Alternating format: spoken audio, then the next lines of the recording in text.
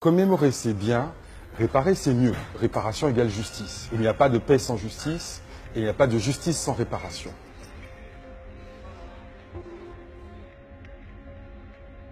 C'est une date très importante. Elle commémore la révolution haïtienne. Les esclaves ont décidé d'en finir avec ce crime contre l'humanité. Et c'est le début d'une insurrection qui est un événement international.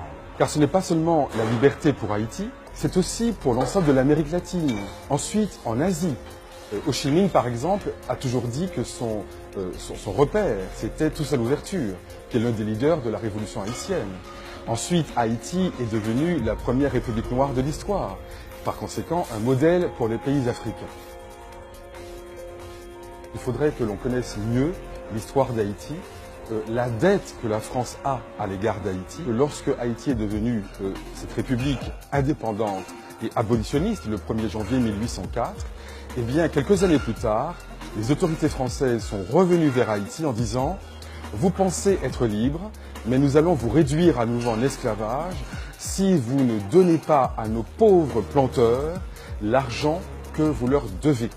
Car leur bien, c'était vous. » Et donc la France a extorqué au peuple haïtien l'équivalent de 21 milliards de dollars et Haïti a dû payer cette somme à la France de 1825 à 1946. Ce qui est évidemment un scandale international, un hold-up international après un crime contre l'humanité.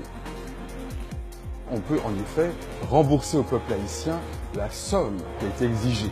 Il faudrait annuler la dette des pays africains, car ce n'est pas les pays africains qui ont une dette vis-à-vis de la France, c'est la France qui a une dette vis-à-vis de ces pays.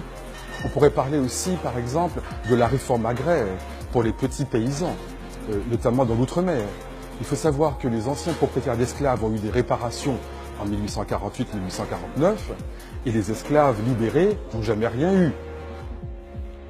On prétend lutter contre l'esclavage, mais on soutient des pays qui parfois le pratiquent. L'Union européenne finance la Libye pour qu'elle empêche les migrants d'arriver en Europe. Parfois même, on préfère que les gens meurent en Méditerranée. Parfois même, on les pousse un peu dans l'eau. L'important, c'est qu'ils n'arrivent pas en Europe. Eh bien, cette politique est une politique ignoble, c'est une politique inhumaine.